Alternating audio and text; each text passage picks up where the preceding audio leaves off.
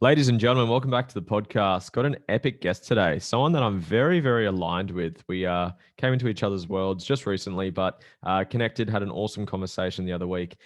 Dean Blankfield is my guest today. Helps business owners dissolve their insecurities and fears so they can scale quickly. Has built 8-figure businesses before the age of 30, CEO and investor, and an absolute fucking awesome human being, which is the best part of this of his introduction. Dean, thanks for having me today. Oh, thank you for being here today. Lewis, you're a good man. I sincerely appreciate it. I know we had an epic chat the other day. Me and you are super aligned in many different aspects when it comes to our ideology about the coaching world and how we support people. And the truth is that occasionally you meet someone like I've met you, and we connect and we resonate very deeply. And I think it comes off the back of we actually both really just want to help people and make a difference. As cliche as that sounds, there's a lot of people in the coaching world that are there for the money, which is totally fine. But it goes a bit deeper with me and you. So I appreciate you having me on. Love chatting to people like you, and I look forward to actually meeting you in person one day.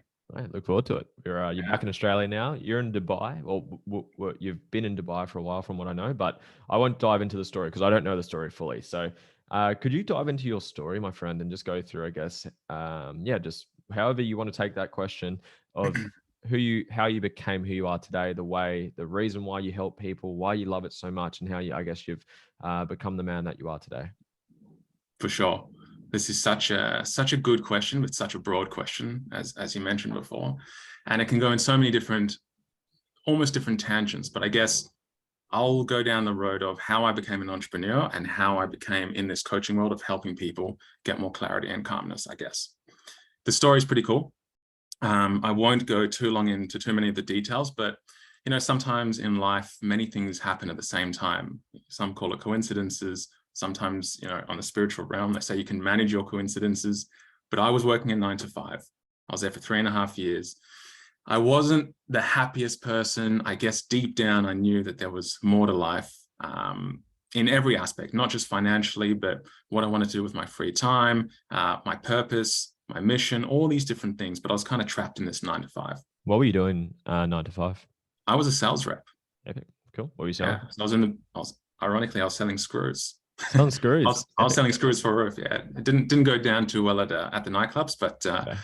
yeah, terrible pickup line. That's okay. Keep going. Yeah. Anyway, so I was at a 9 to 5, and 3 events happened at the same time that sent me on this journey of self-discovery. And I think the first thing that happened is I was sent to do a presentation in front of a group of people in Melbourne. And I get into this room and I was pumped, I was fired up, ready to go. And all of a sudden, when it was my go to talk, nothing came out, completely froze, had like hot flushes through the body. And I was like, what is going on here? Not a word. I couldn't get a word out. And that was one of the most difficult experiences I ever had to go through in my life, which rippled into everything else, in my life. And it kind of rippled into not only how I do work, but my relationships and even building wealth and whatnot. And that was my introduction to anxiety. So that was the first event. When I got back to Perth, because I was living in Perth at the time, one of my friends told me, you had an anxiety attack, go see the psychologist. I go, mate, what's anxiety? I didn't even know what it was at the time. Truth be told, I had no idea about mental illness. I was young, I was 22, 23. Everything was smooth sailing in my life. So I went to go see the psychologist. And one of the first things he said to me after he asked me many different questions, he goes, Dean, you have clinical anxiety disorder. And for some reason, it just didn't resonate with me. I didn't feel good about it. I saw him as an authority because apparently he was one of the best in the business, but I thought to myself, that just doesn't sound right to me. So I basically walked out, I fired him, and I went on a different journey. And this is when the second event happened. I read the book, Rich Dad, Poor Dad.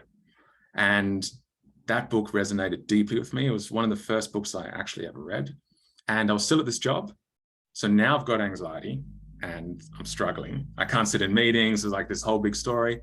Then I read this book, Rich Dad, Poor Dad, and I thought, shit, I don't even want to be in a job. So the second event was reading Rich Dad, Poor Dad and going into my boss's office. And I walked in his office. I think it was like a Tuesday afternoon. It's one of the weatherboard offices with the bright white light, typical job. We both had uniforms. I felt like just a monkey working 9 to 5, doing what the directors wanted me to do. And I literally walked into his office after reading this book, and I said to him, I got 2 questions for you. How long do you work each week, and how much money do you make? And he was like, I've never been asked those questions before. But he was kind enough to not tell me exactly, but give me a ballpark figure. The reason I asked that question is because I saw myself going down that trajectory of being him in 20 years, because he was 20 years older than me at the time. And I thought, well, I want to know what life is like in 20 years from reading Rich Dad, Poor Dad. And basically those 2 events together, once I found out how much time he had to work each week and how much money he earned, I was like, that's it. And I quit my job and I dived into the world of self-development and whatnot to try and move away from this anxious feeling. And the 3rd event was I became an entrepreneur, started a business, and one of my friends introduced me to a business coach. This business coach actually runs some security for Tony Robbins when he's in Australia and whatnot. I had no idea about that world or Tony. I didn't know who he was. And one of the first conversations I had to him, I told him what happened with this psychologist. And he said to me, Dean, you don't have anxiety. You do anxiety. And that was just like a mind-blowing moment for me, which literally shaped my destiny and where I am today. Because what happened is I got such an overwhelming sense of clarity, which as a consequence made me feel more calm and at ease and clear. And then all of a sudden, I made much better decisions. I went down the journey of self-development, started multiple businesses. I kind of got over the anxiety. I came on the other side. Now I'm much more calm and clear. I run, I have 4 or 5 businesses. We've done like 8 figures in revenue in the past, 10 years. And everything's been much better on the other side. The final point is that once I realized that you don't have to live with any of these labels or, live up to anyone else's expectations, and you can kind of have life on your terms and you don't have to have a job, you can empower yourself in many different aspects. I wanted to give that to other people because that one business coach, he gave me a chance. He believed in me and he gave me a perspective that shifted the way I looked at the world. And when I got that, I thought to myself, it is actually a disservice of me not to give it to everyone else. And that is my story. So I'm basically now an entrepreneur, as I said, multiple businesses, and I help a hell of a lot of people, especially high-level CEOs. I've got, small to medium enterprises, some of them doing 1 mil, some of them doing 20 mil a year, help them become more calm, clear, free of insecurities, anxiety, fear, and they do much better things in the world. And that's kind of what I want to do. Beautiful, man. What a beautiful story. Thanks, Rich Dad, Poor Dad, first book I read as well. So was it? Me and you have too many similarities. I remember I repeated year 12. I wanted to be a high school teacher and a personal trainer in the holidays to make more money because that's all I could think of at that time.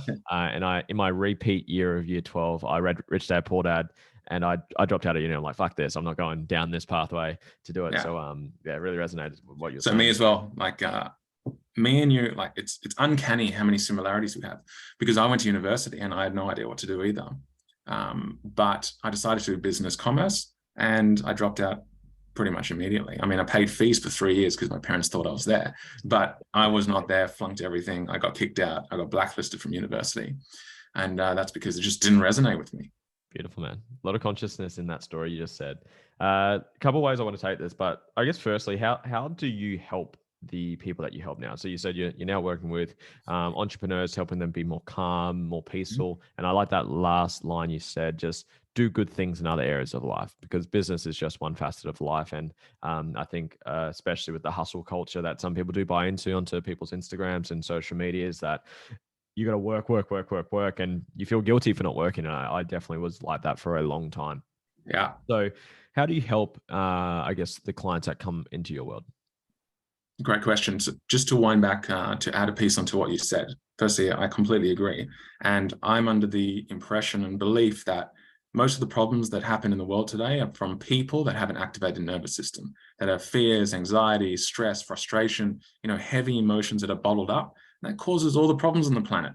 But the people who are calm and clear and slow and precise and intentional, what problems are they going to cause on Earth? They're very conscious individuals, and they've got no interest in causing conflict, because there's no conflict within. And if there's no conflict within, then there's no reason to make conflict with us on the outside. What do I help them with? Well, I guess one of the main things, I mean, there's many different areas to this, but one of the main things that my first business mentor did for me is he gave me clarity on the problem that is actually going on. And the thing that I find is that when anyone comes to me, they're chasing the wrong problem. They're trying to solve something that doesn't actually exist. And that causes 10 times more problems because you're chasing an imaginary problem and trying to find an imaginary solution for an imaginary problem. And you wonder why you're going around in circles. It just creates more overwhelm, stress, anxiety in the system. So once someone gets really clear on what's going on, then all of a sudden they feel more calm and at ease, because when you can name it, you can tame it. And if you can identify the feeling, identify what the problem is in the business, in their relationship, in their life, it's much easier to build a strategy and use a strategy that's going to work. But if you come to me and you think you got a marketing problem, but really you've got a limiting belief that's not allowing yourself to put yourself out there, you can go spend millions of dollars in marketing and it's never going to work for you. So to circle back, I think the main thing that I help people with is giving them a perspective on what's actually going on. And when they get that, immediately there's a release. It's like, oh my God, someone understands me. They get it. This is not the problem. This is the problem. And then you can attack it. How do you identify that? Are you, I would assume from just seeing your work and just obviously hearing the way that you speak and the man that you are, it would be a combination of things, obviously reading people, listening to what they do versus what they say. Obviously you've got that business background yourself, but say I come to you, I'm a business owner and I want to build my business, and I think it's marketing. I think we need to improve our lead gen or our sales, which is generally the two levers most people try to pull, but it's actually something else. It's a bit deeper. It's their identity. They don't believe they deserve success, or they're not worthy of success, or they think success equals pain. So they don't want to actually grow into pain. So what do you do to identify where the bottleneck is that you would break through? Well, the first thing is take everything with a grain of salt that they say. That's number one. And number two is you'll always fall over if you buy into their beliefs. If you buy into their beliefs around the world and what their problems are and who they are, you're never going to be able to help them because you're not objective anymore. You're subjective based on their opinion and their idea of the world and the blueprint of the world. So the first thing is to stay super objective and don't buy into anything. The second thing is to ask lots of questions, dig deep, the 5 whys. If someone tells you, oh, I've got a marketing problem, the first thing you say, well, why do you have a marketing problem? Because, we're not getting enough leads in. Why don't you have enough leads in? Well, that's the second why. And you keep asking why. And every time you ask why, it removes a layer and it goes deeper and deeper and deeper. And then you get to the core problem. And eventually they're like, I know. So what do you have to do to get leads? Oh, I've got to put myself on social media. Well, why don't you put yourself on social media? I'm scared of rejection. Boom, there you go. So you can deal with all the surface level problems and nothing's really going to change because they're still holding on to this identity of they're not good enough, they're fearful of rejection and whatnot. So I think the deeper you can go by asking high quality questions and the more subjective you can stay, the more objective you can stay, the easier it's going to be for you. Beautiful. I'd love to dance with you a bit because I'd like to dance between people because I have coaches and other, entrepreneurs listening to me who coach others. So I'd love to dance between, the lens of a coach versus maybe the lens of someone, a potential client of yours. So I guess my question is, how do you dance between helping the client by going deeper with them, but also what questions do you ask? So you said ask high quality questions, and some people say, well, what the fuck do you mean? You just said why? So what are you looking for? So say I say something what's filtering through your psychology to be like, nah, that's not that. That's coming from somewhere else. So I'm going to take it that way.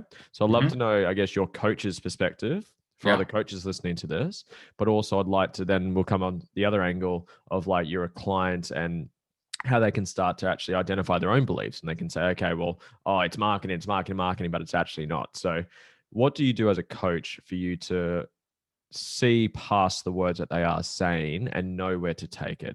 Your inner guide that you're listening to. I don't know if that made sense, but makes sense. So we'll answer this first question. We'll go to the entrepreneurs after and the beliefs and whatnot. Let's stick with the coaches. And yes, made perfect sense.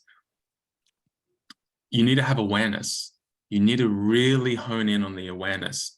And awareness comes in like many different forms. But one of the things is listening. Are you aware of what they're actually saying? Like, what are they telling you? Or are you ready to, what's that quote? It says, don't listen to respond, listen to understand. The difference between communication is not listening to respond, it's listening to understand.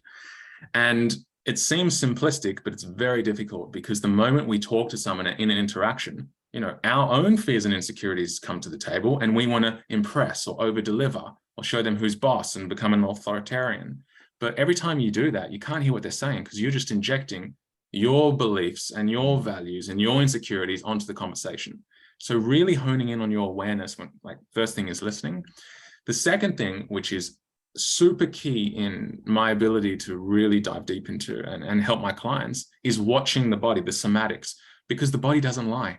Yeah. So many people come to me and they say ridiculous things, surface level things that mean nothing to them. One of my clients, comes to me and says, I really want to build a personal brand. It's just a nothing. It means nothing. There's no emotional connection to it. He may want it. It may be a ideal situation, but the truth is that's not really what he wants. That's just the illusion that will satisfy a deep feeling of insecurity or inferiority within the system. And so to look and ask questions like, okay, what's the difference if you have a personal brand or not? Like, you ask questions like this. Why does it really matter? What are you looking for? What's kind of like, what's the alarm bells that would go off that for you be like, okay, let's take it this way? Well, emotion starts and ends in the breath. So if you see and you look for the breath changing, if someone holds their breath, you've hit something. If someone talks very effortlessly, very quickly, and it's monotone, there's no change in their tone, everything's kind of the same, it's very surface level stuff. I'm looking for uncomfortable when they move around in their seats or they lean backwards. Yeah. That they're on some level, my word and my question has hit them deep, that they can't handle it anymore. They have to lean back and kind of get away from it. And that's when I know, okay, hold on a sec, something's going on here. So I'm looking for significant or subtle shifts in their physiology. And you can see it. And once you're looking for it and you have an intention and awareness to look for it, it is clear as day. Beautiful. And then I guess to go from the other angle as well, then say, what's maybe the common surface level challenges that people come to you with that maybe someone could relate to? So someone's listening to this, they're like, you know what, this is a problem, but 90% of the time it's not that, it's actually something a lot deeper. What are kind of those common ones that come to you? The surface level problems are always the same. The business is stuck, it can't grow, they want more money, they want more leads, they want a better relationship. It's always the same stuff. But sorry, what was the second part of your question? So yeah, what is it that is the symptom? What are they coming to you with? And then where does it generally come from? I know that's how long's a piece of string, because it can obviously their beliefs, their experiences, their values, etc. But what could maybe someone do, maybe a tool or a strategy that someone can do for themselves to maybe peel the onion back a bit more and be like, okay, why am I not posting on social media? Is it because I don't know how to, or is it because it's like you don't believe it? There's something deeper there. So yeah, does that make sense? Makes sense. And I think it goes back to awareness. Are you prepared to sit with yourself, take out a journal, get a pen and paper, look at yourself in the mirror and go, okay, why actually don't I have leads? What's the reason behind me not having a relationship, one that's fulfilling? Why is my business actually stuck? Not why is the 20 reasons I can give off the top of my head that come very quickly as a reaction that I can tell everyone, and everyone, I tell everyone the same story. But what's really going on? And if you ask yourself what's really going on, and you are brutally honest with yourself, because most people aren't actually honest with themselves. But if you're honest, you will look at yourself in the eye, and you may not know exactly what the problem is, but you will know that it's a hell of a lot deeper than your business is actually stuck. One of the people that I was coaching recently, she comes to me and the business is not in a good place. It's kind of going backwards, getting into a bit of debt, going around in circles. Had a business coach, cookie cutter method. It's not going to work. It's not going to work. Most people need a personalized program, which is exactly what I do. And she comes to me and just came out of an expensive business program, goes, my business is still stuck. What's going on? I go, well, why is it stuck? Not enough people buying. Oh, that's not really why a business is stuck. What's really going on? The truth is, she's a people pleaser. Now, people pleasing stems from childhood, as I'm sure you know, and it's a protection mechanism on many different levels. But wind the clock forward 30 years, and here she is, not able to ask for a sale, not able to charge, even in fair exchange. It's like hell of a lot below the market rate. And she's wondering why the business is stuck. Well, even if I get her another 1,000 leads, it's not going to help when you're charging, 10 cents to the dollar. Does that make sense? Yeah, 100%. As soon as you say fair exchange, it kind of triggers in me because it's a big experience and big thing that I subscribe to as well. I wanted to go down the consciousness awareness path. It seems to be a theme with a lot of the answers that you've got, because obviously you require, if you can't name it, can't tame it, which I really like. So how does that play a part in you? But let's go a step further before that. How does awareness and consciousness been brought into your world? How has that journey been like for you? Because you come from working a 9 to 5, and there was actually a point I wrote down. Actually, you said you weren't happy, and even that alone, most people are aware of it but don't do anything about that. So you've been conscious and been taking action for a long time from the symptoms you were getting back when you were working that 9 to 5 selling those screws. So how did the consciousness and awareness play a part in your journey? And then how can one work on their own level of consciousness? Another great question, mate. You asked very good questions. Thank you, sir. My short answer is a lesson from my brother. He was in the army. He was in the special forces of the army. And one of the things that he told me that I've never forgotten is that when he first started in the army, one of the things they make you do is they make you go to the top of a hill and take a flag and basically put it in the ground to each person and say, I am now a soldier. And what that is that firstly, they are now identify with the soldier. And what do soldiers do? A special forces soldier, they're going to push through difficult situations. They're going to sit in the uncomfortable. They're going to do all these sort of things. So the first thing is to make a decision that you actually want something better. Most people don't. They say they want a better life. They say they want more money. They say they want more leads. They say they want a relationship. But the truth is, it's so scary that they don't actually want it. Because if you really want it, you have to make a decision. And a decision doesn't come without a commitment. It's not, you can't say, I'm going to the gym, which is the decision that you make, and not go to the gym, because then it's not a decision. It's just an illusion of something that you may want to make yourself feel better, to distract you from the pain that's going on. So you first have to make a decision that actually you want to make this work. That's the first thing. And know that the price of admission of being successful in any area of life is a hell of a lot of pain and discomfort. That's just it. If you want the easy road, you're never going to get anywhere. You have to take the uncomfortable road. As you would know, you would have had to face your fears head on, your insecurities head on, left, right, and center in every step of the journey. That's just it. And to not accept that creates more suffering. That's why most people don't do it. So the first thing is to make a decision. And the second thing is, once you've made a decision, you need to have a good hard look at yourself and say, what the hell is going on here? Why am I in this position? What am I afraid of? What am I insecure about? Where do these come from? And just really dive deep and dissect it. It's a lot easier to do it with a coach and an unbiased perspective, or a mentor or a therapist or whatever it may be. But you have to be willing to sit in the darkness. As one of my mentors says, he goes, the gold lies in the cave. The problem is most people are scared of the dark, so they never go into the cave.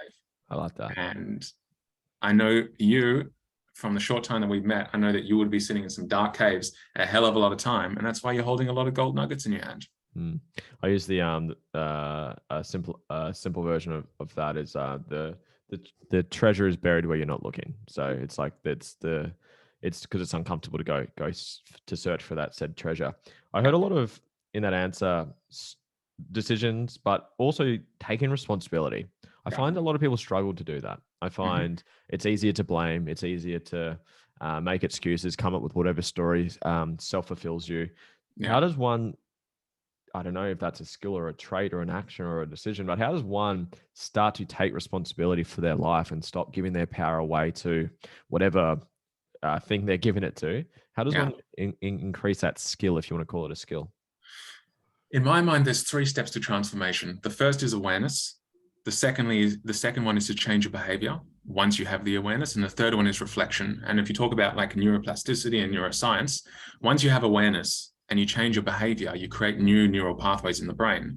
And then once that happens, if you reflect on it, and sit in it and talk about it and what changed and what worked and what didn't, you literally hardwire and rewire and hardwire these new neural pathways in your brain. Those are the 3 phases. So when it comes to taking responsibility, again, I really think it starts with the decision that you actually want a better life. And when you do, you start with the small things. And you can say, you know what, one of the things I do is I lie all the time, or I tell white lies to my partner. And you can say, I'm going to take responsibility. You start with one thing. And in the moment where you're about to lie, you say to yourself, I've been here before. I know how it starts. I know the middle. I know the end. And right now I have an opportunity to do something different. I just need to be courageous. And the question is, do you have enough courage to say, I'm going to tell the truth? And when you do, you go reflect, you write what worked, what didn't. Did your girlfriend, did your partner, did they kill you when you told the truth? Did they break up with you? Did they support you? Were they happy? And more often than not, they're going to be super happy with you because they're probably sick and tired of the white lies. And that reinforces the new behavior, which means that next time you're probably more inclined to take more responsibility over your life. So if you can do the little things consistently, you're not going to do all of them at the same time. Bring awareness, take responsibility over the little things. Like if you don't go to gym ever and you really want to go to gym, why don't you go there for 5 minutes? It's literally what I do. In the days that I don't want to go, I go there for 5 minutes. It's easy to say, the weather's shit, it's too cold, it's too raining, I'll stay in bed. But as you said, you're blaming external environments, you lose total control and power over your life. And now your health and fitness is determined by the weather, because that's essentially what you're saying. Are you a fan of journaling, meditation, mirror work? I guess to start to, I was tapping on the reflection part because I agree. Like, I know Ray Dalio, I think it says like action plus failure plus reflection equals growth or something along the lines of that. So how does one do that reflective work? I know all 3 of those can be, I guess, tools you can use. Are you a fan of those tools? Do you have other strategies that someone can use to start to reflect on themselves? Yeah. For me, I'm a big believer that there's millions of different modalities or different paths to get you where you want to go. If you want inner peace, you can do meditation, you can do yoga, you can do both, you can do running, you can become a marathon, runner. You can go sit in the Himalayas, you can join a religion, you can do many, right? And just because one works for one doesn't necessarily it's going to work the same way for another person. For me, I'm not a meditator as such. My meditation comes through having difficult conversations. That's what I do. I literally, mate, Like that. I spend hundreds of hours a year, probably even a month actually, having tough conversations about what's going on in my life with mentors around me who are so far above where I am, or and they can give me good perspective, or hold me accountable for not being vulnerable enough, or for avoiding things that I have to do. And that's very meditative for me, because afterwards there's a calm, there's a release, there's a quiet, there's a peace. That's for me, that's the thing. So I think for anyone, it's about finding the route or the way that works for you the most and then sticking to it. I remember I watched a podcast with Peter Crone, if you're familiar with him or if you like his stuff. It's I'm a big fan of his work, and he says like a similar answer is like I'm not a big meditator, but things I do are meditative in nature, and they allow me to have that time. Like some people, it's running; they just run, and it's kind of they zone out, they go into those I guess altered states. How does one? You touched on a topic that I'm very passionate about as well. Is tough conversations. It's something that was painful for me, so it's important to me now. And I used to avoid them. I used to hate them. It just wasn't for me. But it's like the treasure is in the cave that you don't want to go into, and that's where a lot of the growth is. And I have this conversation weekly, fortnightly with my team, and it's the conversation you're avoiding is the one that's going to give you the most growth. And I guess I'd like to just go into tough conversations in general from you. What's kind of your, I guess, framework or thought pattern or intention when you go into tough conversations? Firstly, it is making a decision that you want a better life. It always comes back to a why. Like you have to have a big enough why. I mean, as cliche, and this is thrown around the self-development industry all the time, but really, if you really want a better life and you want to be more successful, more peaceful, have better relationships, better business, more money, you've got to have tough conversations, like you really do. And to have the realization that, okay, tough conversations are part and parcel with anything that I have to do in life. Discomfort is the price of admission. I can't remember who said that, but It's a great quote. And then with the awareness, there's a realization that I'm getting put in situations often.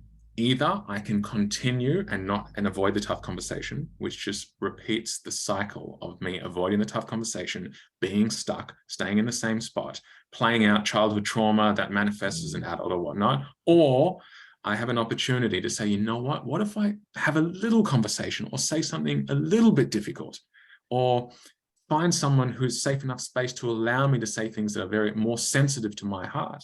And in that moment, I have a choice to make. Do I want to repeat the same patterns that I've always done, stay in the same spot and be miserable? Or do I want to be uncomfortable slightly, but have amazing benefits? It's almost like magic on the other side, where there's this release and relief, and you're more in flow state and you have a deeper connection with the person. So for me, every time I'm faced with the potential of being uncomfortable, like this podcast, right? For me, the spotlight is a very traumatic experience to me. You know, as I told you the first story, anything that replicates me being in the spotlight creates huge amounts of stress and anxiety and fear within my being, right? There's a lot of risk associated with it. What if I say something stupid? What if it's embarrassing? What if I don't have an answer? What if this goes viral for all the wrong reasons, right? What if I'm so nervous that I can't deliver the message I want to deliver? So before this call that we had today, these things started coming up. And I thought to myself, okay, firstly, what are a few tools that I have to calm my nervous system down? One of them is the realization that there is no right or wrong. Nothing really matters. You know, if you fail, like you said, it'll just give you feedback so you can be more successful down the track. That's the first thing. The realization that it doesn't really matter what happens here calms me down, right? Secondly, I got some tools like this thing. I spin this thing around. It's a great distraction for me because it distracts me from any sort of anxiety or fear or whatnot while I'm still delivering a message. And I just sit and I play with this thing, and it's like an anchor. This is anchored to positive feelings and makes me feel calm. And then I had a decision to make, because just before the call, I could have said to myself, you know what? Maybe I'm not going to do this. That's the easy road. I just don't do it. Everything will be fine. You know, everything will be rainbows and butterflies. I'll continue as normal. Everything's going good. Business is good. You know, leads are good. Coaching's good. Relationships are good. I don't need to do this, but I know that I want to do that. And so I had a choice. I was stuck. I had a dilemma. There was a fork in the road. Am I going to do it? I'm not going to do it. And I chose the road that's more difficult. But what did I do? What did I do last week? I called you. Sorry, it was this week. I messaged you and I said, Lewis, is it okay if we have a chat before? This is a safety mechanism for me. So I can feel if I'm going to feel safe enough talking to you about sensitive things. Even me being in this environment is a sensitive thing for me. Does that make sense? Yeah, absolutely does. How does yeah, go on. No, finish your talk. I've got like 3 questions from that sentence. Okay, good. Keep going with it. So I think you have to have the hacks or the understanding on how to calm your nervous system down, which I've done for 15 years and know exactly what I need to do to take me from maybe a stress and anxiety of 6 down to a 2 or 3, which is manageable, and I can still deliver a message. Secondly, for me, a safe environment is everything. If I don't feel safe, I'm not going to be able to, it's going to put more stress on me, which is why I reached out to you and said, Lewis, do you mind jumping on a quick call? Which I did. I love what you were about. I felt super comfortable with you, and we jumped on the call. And then the third thing is to make the decision to say, you know what? I actually really want to do this. Like, I really want to deliver this message. I really want to have a chat to you. I really want to, maybe help some people who listen to this who can resonate with my story. And so I decided to take the uncomfortable route, and here we are. There's about 3 or 4 points that I wanted to bring up as you were talking. And first one, just on the part you just said, just the energetic difference between needing to and wanting to. Like, it's something I pull my team up and my partner and everyone in my life about that. They'll say, I need to do this. So I say, do you need to, or do you want to? You don't need to do that, do you? Because it's like, for people listening, it's like when your parents make you have to clean your room, or you have to do this, you have to do that. It's like, that's not a attracting energy. It's quite a repelling energy. It's like the kid or whoever it was at school that was really needy, that's not going to attract, it's going to repel. So just changing your language from I want to do this, I'm inspired to do this, I'd love to do this, versus I need to, I have to, I should, I've got to, is something subtle, but I think very, very profound. And let me add one sec. One little point of that, which I agree completely. And also think about this. So many people come to me and they're like, oh, I thrive under pressure. I love pressure, until they're actually put under pressure, and they don't thrive at all. In fact, they crumble. When you force yourself to do something. So one of the things I did exactly what you said there. I said to myself, you know what? If I want to 5 minutes before this call, I'm going to pull out. If that's what it comes to, I'm giving myself permission to do it. I would be sincerely sorry for you and whatnot, but I know that you would get over it because you already had 2 or 3 podcasts this week. But I'm doing it for me. It's giving myself permission to say, you know what? If I am invited to a birthday party and there's going to be 100 people, little story, I get invited to a birthday party, one of my best friends, and there was going to be 50 people there. I didn't know who they were. I was in a different country at the time, and I started feeling this social anxiety thing coming. And I spoke to one of my mentors who's a monk. And he goes to me, he goes, Dean, if she was a real friend, she would support your decision, and not only support it, but understand that you can't be there at the time. Mm-hmm. And if she doesn't, then she's the one that has all the work to do, not you. Right? And so that was a game changer for me.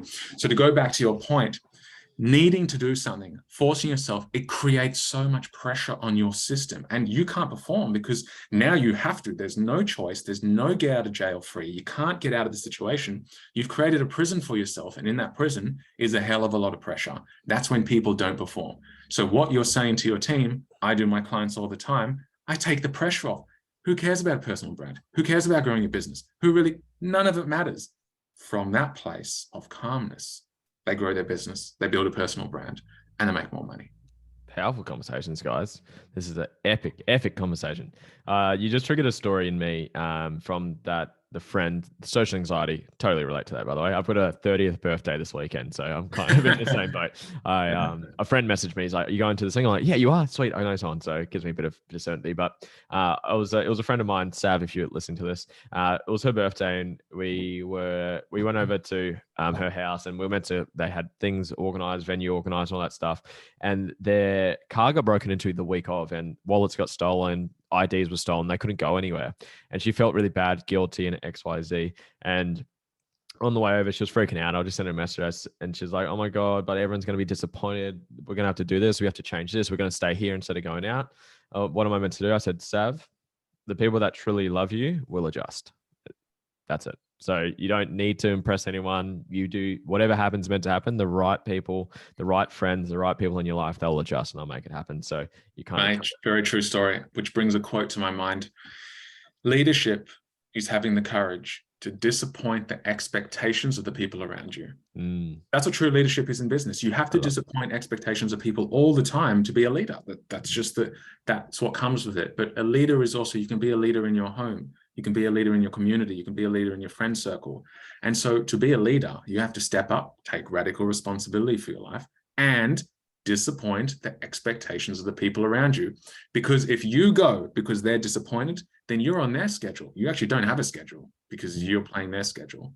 One of my business mentors, when I first started with him, he wouldn't even read his emails till midday. I go, "Why?" He goes, "Because when someone sends me an email, that's their schedule. That's what they want to accomplish in their life. And if I respond, then I'm buying into their schedule and I'm not doing anything for myself."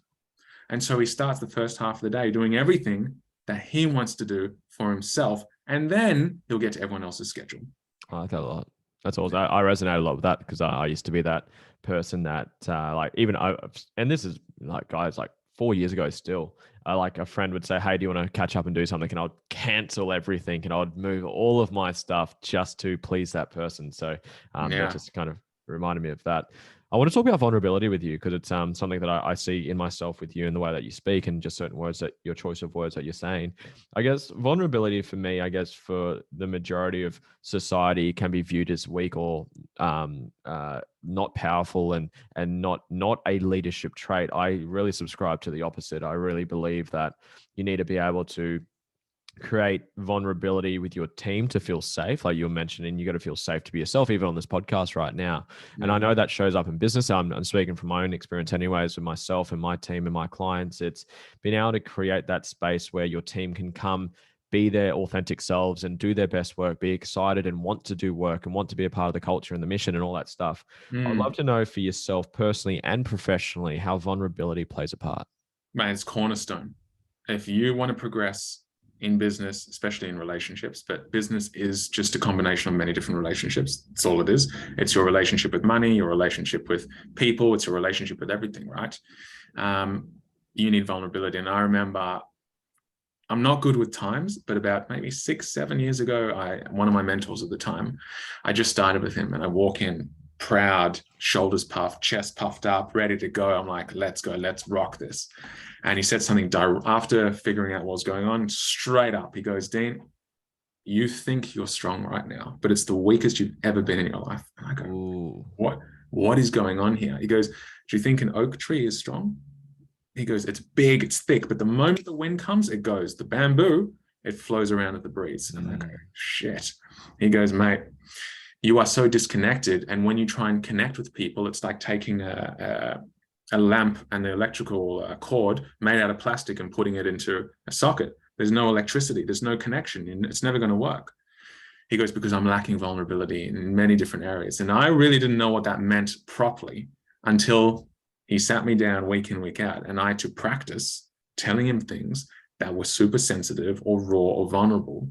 And mate, it's a beautiful thing. I connected with him. I connected with so many other people in like the relationship space and even coaching a business. Everything thrived. My business kind of went like this when I learned how to be vulnerable and not have all the answers and not put this facade on and not have the walls up. But so 2 little points here. Firstly, I had a conversation with someone, one of my clients the other day, and this person was going on a date and they think they're vulnerable on the date. And there's this belief that telling things that may be sensitive, but you've told them 1,000 times and it's robotic, is not vulnerability. You're just telling a story to try and manipulate the outcome, right? Vulnerability is not having the answer, not knowing what to say, telling them, I actually like you, or, you know, I'm terrified to be on this podcast. Things that you're not trying to manipulate the outside world. And sometimes there's a big crossover, especially for me when I first started. I used to think, okay, if I tell them this perfect story of what happened to me when I was a kid, which is a sensitive thing, that's vulnerability. But no one connected to it because you need that emotion, the sensitivity. You know, it's like treasure. And when you can tap into that space, which is incredibly uncomfortable, which goes back to our whole point about, you know, sitting in a discomfort and whatnot. But when you can tap into that, you'll connect much deeper with your employees, much deeper with your partner, much deeper with your clients.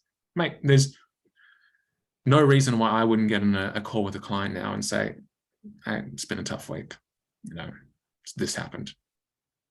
That's it. And all of a sudden you connect on a much deeper level because you give them the opportunity to be in there for you.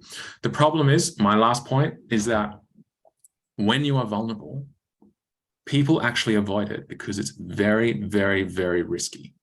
The closer the person is to you in your life, whether it's, you know, if you meet someone on the street, it's very easy to be vulnerable with them because there's no risk. It doesn't matter if you never see them again. But if you tell someone close to you, a partner, family member, employee, something super close to you, super sensitive, there is risk that they won't hold space for you. There's risk that they will run away and won't want to be part of your life anymore. There's so much risk attached to it. That's why people shy away from it and keep things surface level. That's powerful. That's I was having so many flashbacks in business. I've cried in front of I think all of my team members have cried in front of me before as well, and it's just shifting that viewpoint that what vulnerability means to so many people. Yeah. I'd like to go just a layer deeper on that. Is how can someone start to increase that in themselves? How are there some exercises they can do, whether it's just go share your most vulnerable secret, jump on your Instagram story and tell something vulnerable? Like what can people start to do to increase that? Okay. Vulnerability comes with a lot of risk. So you have to be super careful who you share it with, because if you have the courage to step out and share this treasure, which essentially it is, this sensitivity with someone and they don't hold that space for you, or they slap it away, or they don't give you what you need in that moment, it can have really a disastrous impact on you. So the first thing is, if you're not a vulnerable person, or if you want to try and be more vulnerable, you have to find a space. You have to find a person that you feel safe enough to be able to share that whatever that sensitivity is. And then you build, it's like a muscle, you build your capacity to be able to sit in that vulnerability. But for me, it started with one person, with my mentor. And I sat in there for an hour and I may share one thing because I knew he wouldn't take it and mess around with it and throw it away or reject me or whatnot, because he knew what I needed in that time. And when I got more okay with sharing things that were very painful in my life and whatnot, then I could branch out. I'm like, you know what? I've actually had a good friend. I've never shared anything with them that's sensitive. I'm going to try there. And I go give a little bit there. And the one thing I tell all my clients when they go on dates is, like I said, a lot of people use their problems to try and connect, but it's not in a vulnerable way. They just like, here's my problem, and they want to get a reaction, and they get the same reaction every time. This is like NLP 101, right? But if you can sit on a date, and when you feel comfortable enough, you share a little piece of something that's sensitive to you, and you wait and you watch the reaction. And if they're like, oh, that's amazing, thanks so much for sharing, really beautiful to see, now you have permission to share another piece, because they have basically told you that they have the capacity to help you. If you share it and they go and they change the topic and talk about themselves or whatnot, maybe you hold back a bit, because again, vulnerability is sensitive, and in the wrong hands, it can have disastrous impacts. This is powerful. This is fucking gold, guys. Please replay this section and this whole podcast over again. A question I've been asking people lately, I don't know, I think I got this from John C. Maxwell actually, but what have you been thinking about lately? What's been occupying your mental space? So the big thing that I've been working on the past couple of years is, about a year ago, I made more money in 1 year than I made in probably the 10 years previous to that. But I was very miserable, and all these different things came to the surface. I was terrified of losing it. I was terrified of something happening in the world and everything disappears. But I'm not actually a materialistic person. I don't have a car. I don't have a house. I wear the same thing all the time. I don't like things. Relatable, by the way. Yeah, amazing. There's high-level entrepreneurs. They're always the same. They like keep things simple. I've got nothing. Like my whole life is literally in one box. That's the truth. I got one box this big. Everything I own is in there. And so the one thing I've been really working on is what's going on here for me, and going down the spiritual path of detachment. And hanging around with monks, like 2 of my mentors are monks, and I spend a lot of time with them. And one of the things I've been doing more and more of is, because the truth is, people like me and you, we're all about impact. Because we've experienced so much pain, we really just don't want other people to experience that pain. And we know, because we've come the other side and we're clear and got great businesses and abundant and whatnot and good relationships, we just want to give that back. And so I bought into this scarcity mindset and fear, which I've never, that's not my thing. Money's always come naturally for me. But I bought into it when I was at the peak of, my financial situation. And so the one thing I've been working on and thinking about a lot is that there is a principle that one of the monks, he taught me, and he goes, in one of the scriptures, they say that when you take money, money is obviously energy, everyone talks about it, but whoever gives you the money, you take on a part of their energy force, and money comes with defects. And he goes, there's 16 defects that money comes with, jealousy, fear, greed, anxiety, worry, there's these 16 things. So just like if you put a toxin in your body, you have to clear it out and cleanse yourself. He goes the same with money. You have to be cleansing this energy that you're accumulating, especially if it's coming from not so good places, right? And the way that they cleanse it, if you look in pretty much all religions, is they give a portion of it away. Generally, it's 10%.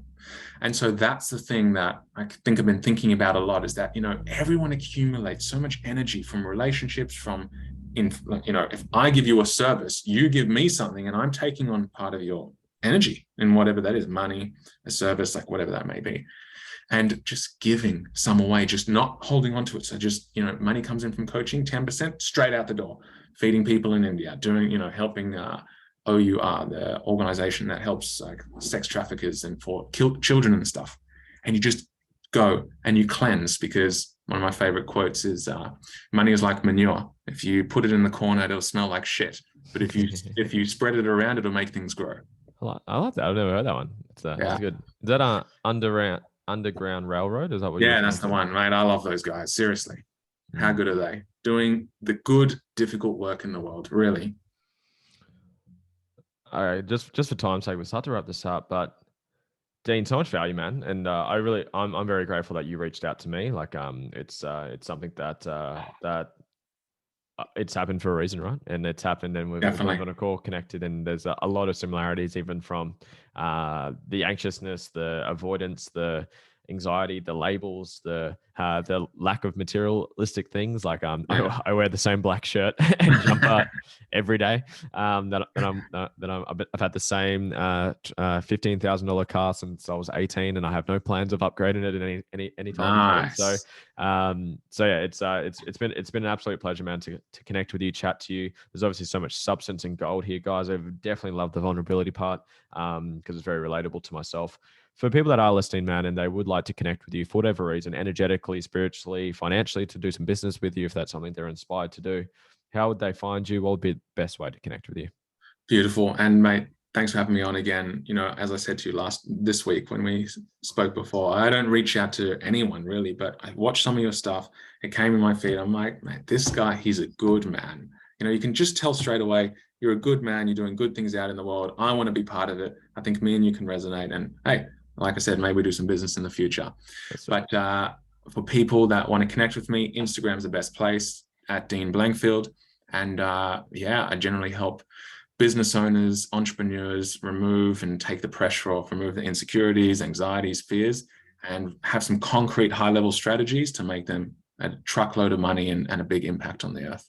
Powerful stuff, guys. Dean, thank you so much. You're welcome, my friend. Thanks for having me, buddy. Thank you, man. For the listeners, thank you for getting all the way to the end of the podcast. Please, as always, like, subscribe, all that fun stuff, but share it with one friend. That's the goal here, is to obviously inspire yourself, improve the quality of your life, but then pass that gift on. I think it's help one, teach one. I don't know who said that. That might have been Tony Robbins back when I heard him say that. So guys, let's pass this gift on. Thank you, Dean, once again. Chat to you soon. You're welcome. Thanks, buddy.